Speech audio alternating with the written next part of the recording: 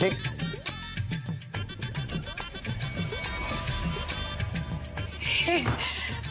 হ্যাঁ এক্স্যাক্টলি, আমি ওকে এটাই বলেছিলাম। আমি বলেছিলাম যে বাড়ির সবাই এই রেসিপিটা ভীষণ পছন্দ করে, আর ঋষির তো মোস্ট ফেভারিট, তাই জন্য এটাই রান্না করেছি। ওয়াও, তো সেই রেস্টুরেন্টের শেফ কি তোমাদের কানে কানে এসে তাদের সিক্রেট রেসিপিটা শেয়ার করে গেল? কাকিমণি তো একটু বেশি বাড়াবাড়ি হয়ে গেল না? কেন এসব কথা বলছিস? দেখ, এটা দেখছিস না, এই যে আমাদের সকলের মন জয় করার জন্য, না ঠিক সকলের নয়, বিশেষ একজনের মন জয় করার জন্য নিজের হাতে রেসিপিটা বানিয়ে আনলো, এটাই বা কম কি? হ্যাঁ, তাই না? কিন্তু শোভা, এবারেই তো আসল খেলা হবে। মানে নীরুর ক্যান্ডিডেট না তোমার ওই মন্দিরে দেখা ক্যান্ডিডেট, কে যে তোমার আদরের ছেলের মন জয় করবে এখন তো সেটাই দেখার, তাই না? তো একটু চুপ করবে? তখন তো খেলা হবে খেলা হবে কি বলে যাচ্ছ? আমার ছেলের বিয়েটা কি খেলা নাকি?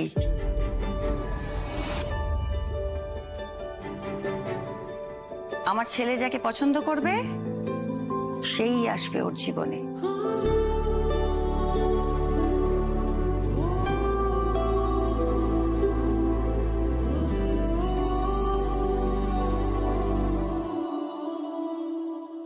অন্য কেউ না।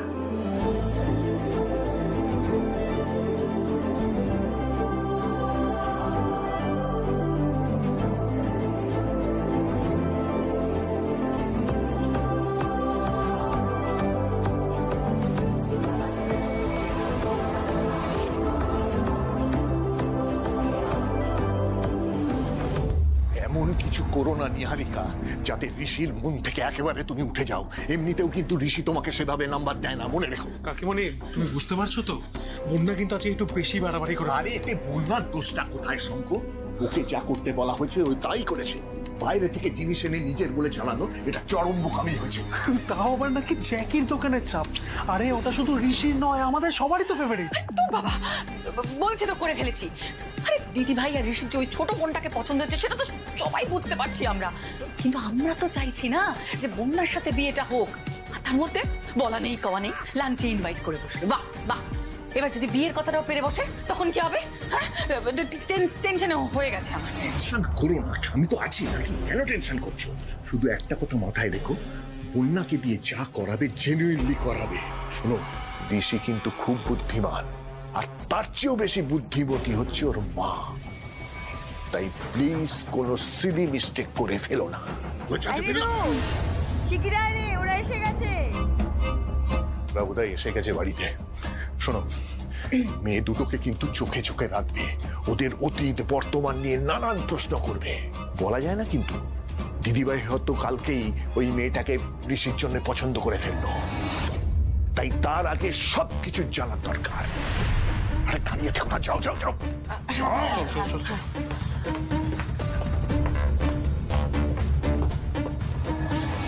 আচ্ছা মেশো, আপনারও কি কোন রকম সন্দেহ হচ্ছে মেয়ে দুটোকে নিয়ে? হ্যাঁ, সন্দেহ তো হচ্ছে। কারণ শঙ্কর, হরিপ্রসাদের মেয়ে দুটোকে মারার জন্য আমি গুন্ডা পাঠিয়েছিলাম, কিন্তু মারতে পারিনি, পালিয়েছিল ওরা। আর তারপর থেকে ওদের কোনো ট্রেস পাইনি। বলছি শুনছো, অনেক তো বেলা হয়ে গেছে, ওদের সবাইকে খাইয়ে দিই, লাঞ্চে বসিয়ে দিই, হ্যাঁ? তারপরে গল্প করা যাবে তো। এই তোমরা আসবে বলে কিন্তু আমি নিজের হাতে রান্না করেছি। হ্যাঁ আন্টি, নিশ্চয়ই আপনাদের বাড়িতে এসেছি যখন তৃপ্তি করে খেয়ে যাব, কিন্তু এর পরের বার আমাদের বাড়িতে যেতে হবে। এই যে আমার বোনটি ভীষণ ভালো রান্না করে, আপনাদের সবাইকে নিজের হাতে রান্না করে খাওয়াবে, বলবেন?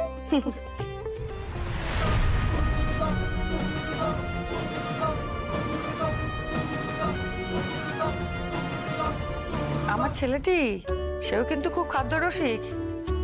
কিরে ঋষি, যাবি তো এর হাতে রান্না খেতে? হ্যাঁ হ্যাঁ মা, তার আগে আঙ্কেলদের খেতে দিতে হবে তো। এই ওদের নিয়ে বসাও না, আমি ততক্ষণ খাবার শিবনারায়ণ বাবু আসুন আসুন, খেয়া নিয়ে আয়, সবাইকে নিয়ে আয়।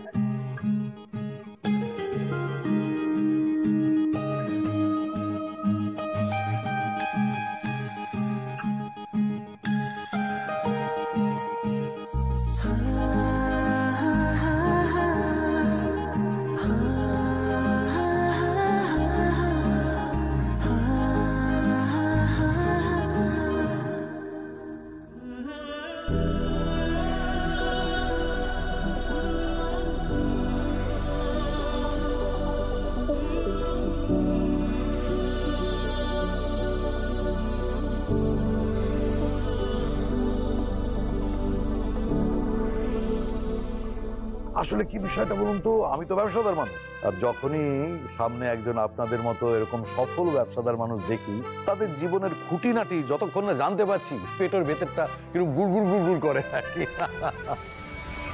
আসলে কি জানেন, এই দিল্লির মতো এত বড় শহর, সেখানে আপনি সফলভাবে ব্যবসা করেছেন, আর শুধু কি তাই, এরকম দুটো মিষ্টি মেয়েকে আপনি একা হাতে মানুষ করেছেন, তাদেরকে প্রতিষ্ঠিত করেছেন, এখন তো তারাও ব্যবসা করছে। সত্যি মশাই, আপনাকে কিন্তু হ্যাটস অফ। মানে এটা একজন পুরুষ মানুষের জীবনে যে কত বড় অ্যাচিভমেন্ট, সেটা বলে বোঝাতে পারবো না। তাই আপনার সম্পর্কে যতটা জানবো না, তত আমি নিজে সমৃদ্ধ হব। দেখুন, এতটা প্রশংসা আমার প্রাপ্য নয়, মানে সবটা কৃতিত্ব আমার নয়। ওরা মা মরা মেয়ে নিজেরাই অনেক কিছু শিখে নিয়েছে। তবে এই বাংলা সংস্কৃতির সাথে পরিচয় করানো, সহবত শিক্ষা, এটুকু আমরাই দিই।